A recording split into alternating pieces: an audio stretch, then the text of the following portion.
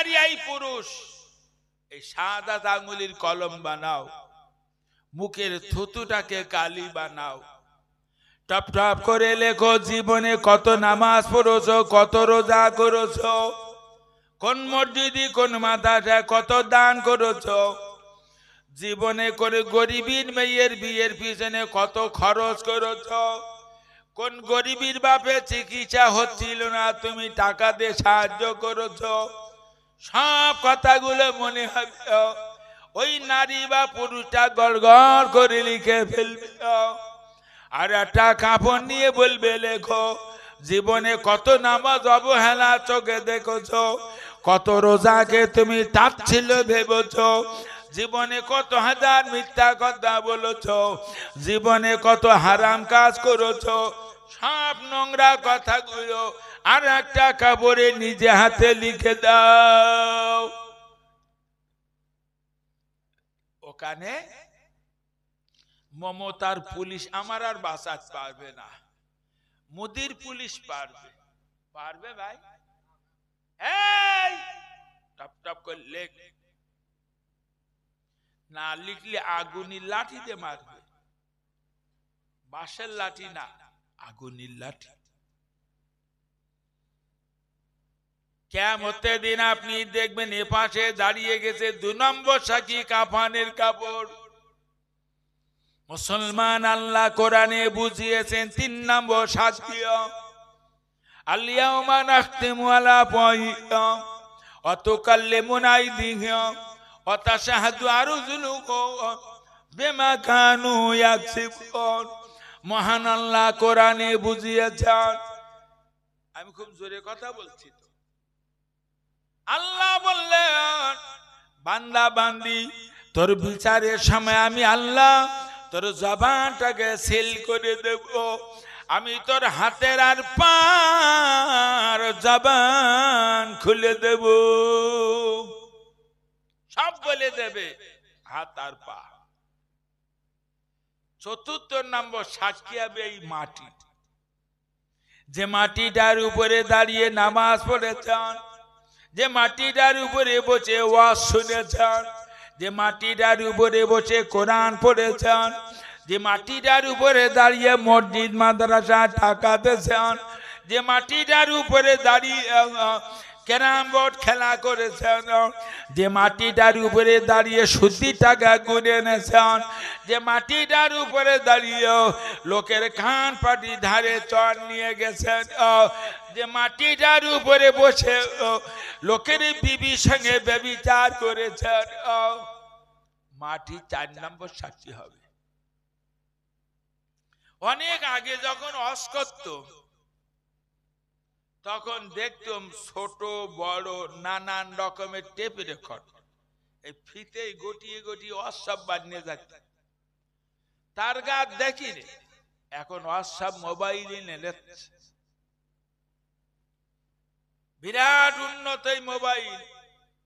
20 বছর আগে কনে কি ওয়াজ করি তোর বললে বল দেবে, এখান থেকে 50 বছর পরে এই মোবাইলে জিজ্ঞেস করবেন সৈতল আহমদপুর কবরস্থানে ইয়াকুব কি ওয়াজ করলো বল, ও বলো বল দেবে, তখন ইয়াকুব থাকবে না, তা মোবাইল বল দেবে, এত উন্নত মোবাইল।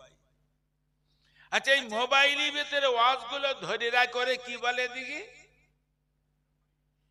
মেমোরি দেখেছেন কহাত লম্বা, একটুখানি তেঁতুলির বিচির ওই কালো তেঁতুলির বিচি মতন, ওর মাঝখান দিয়ে কাটলি যেরাম হয় ওইরাম দেখতে। বলতে হুজুর আমার এই মেমোরিটি না 64 জিবি। তার মানে কি, এ বাংলায় ও বাংলায় এমন কোন হুজুর নেই যে হুজুরের ওয়াজ আমার মোবাইলে নেই। আর একজন বলছে হুজুর ঢাকা থেকে বোম্বাই পর্যন্ত যত নায়ক নায়িকা আছে এর গা ছবি আর গান সব ভর্তি আমার মোবাইলে। আচ্ছা এই মোবাইল আর মেমোরি তৈরি করেছে জেনেরা না ফেরেশতারা বলতে পারেন? একটু কথা বলবেন না, কারা করে? মানুষই তৈরি করে কেটা?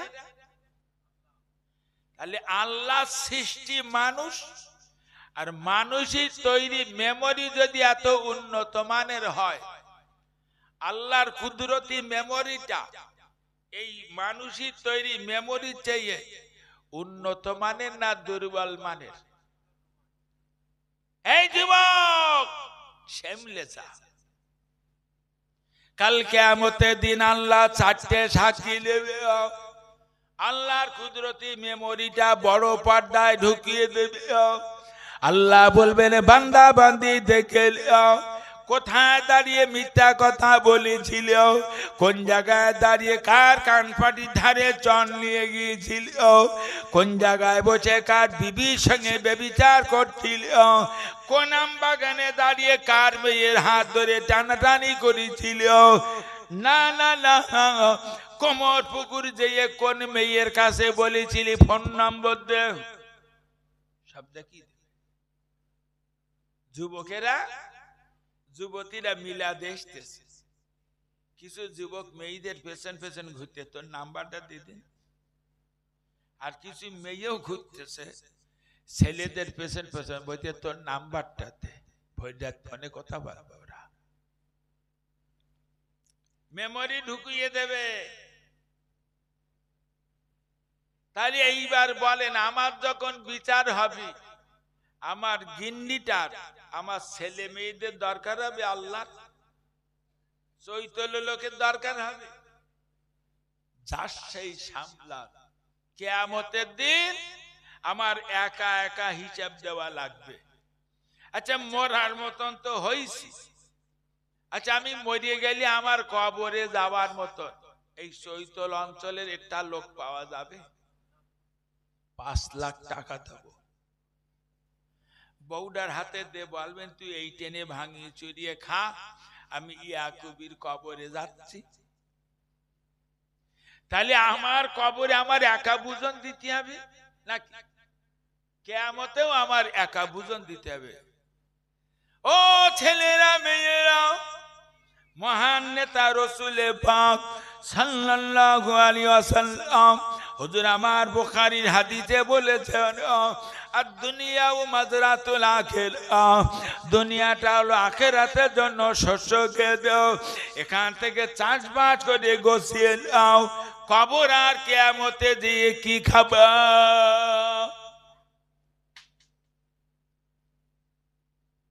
আমরা কিছুক্ষণ না খালি থাকতে পারি? বলো, দেখবেন শাদী বাড়ি বলি, মরা বাড়ি বলি, মিলাদ মাহফিলে বলি, খাওয়ার সময় একটা বিরাট হুড়োহুড়ি, প্রথম সবে আমি বসবো, খাবার জন্য ঠেলাঠেলি হচ্ছে। এখন এরা কবরে গিয়েও বলবে আল্লাহ খাদ্য, এরা কবরে খাতি যাবে। মহান আল্লাহ কোরআনে জানিয়েছেন, আলা তাহসাবান্নাল্লাযিনা কুতিলু ফি সাবিলিল্লাহি আমওয়াতান বাল ইনদা রাব্বিহিম ইরযাকুন। আল্লাহ বুঝালেন, যারা আমার রাস্তা জীবনগুলো শেষ করেছে, ও মুসলমানের ছেলে মেয়েরা, আল্লাহ বলেন যারা আমার রাস্তা জীবন শেষ করেছে, তোমরা ওদের মারা বলো না, বরঞ্চ ওরা জীবিত, ওরা কবরে বসে বসে আমার জান্নাতের খানা খায়। সুবহানাল্লাহ বললেন না? একটু মন খুলে বলেন। আল্লাহ বলে কবরে জান্নাতের খানা খাওয়াবো। কোরআনে আল্লাহ বলেছেন, হিজবুল্লাহ হিজব শয়তান, আল্লাহর দল আর শয়তানের দল, আল্লাহর রাস্তা শয়তানের রাস্তা। ও ছেলেরা মেয়েরা, আমার সময় যদি আল্লাহর রাস্তায় ব্যয় হয়, আল্লাহর কোরআনের ওয়াদা তোর কবরে জান্নাতের খানা খাওয়াবো। সময় যদি আমার শয়তানের রাস্তায় ব্যয় হয়, নবী তিরমিজির হাদিসে বলেছেন, শাহিদার বাড়ি একটা বড় সাগর আছে, সাগরটার নাম হলো গাছাক। ওই গাছাক সাগরে জমা রাখা আছে পূজা রক্ত। পূজা রক্ত খাইতে কি খাবেন? এইখানটাই ঠিক করলেন। সকালবেলা বাজারে গিয়ে দেখি 3 কেজি ওজন একটা ভেটকি মাছ বিক্রি হচ্ছে। কিনে বাড়ি পাঠিয়ে দিয়ে মাদ্রাসায় গেছে। সকালে বাজার করিয়ে দিয়ে মাদ্রাসায় যাই। দুপুরবেলা বাড়ি গেছি, গিন্নি ভাত দেবে কি দে, কথা বলতে হবে তো, ভেটকি মাছ দেবে। আচ্ছা, এদিকে ছোট ছোট তেলাপিয়া মাছ পাওয়া যায়। আজকে সকালে এরকম ছোট ছোট তেলাপিয়া মাছ 300 কিনে বাড়ি পাঠাইতেছে। দুপুর বেলা বাড়ি গেছি, গিন্নি ভাঙান মাছ দিয়ে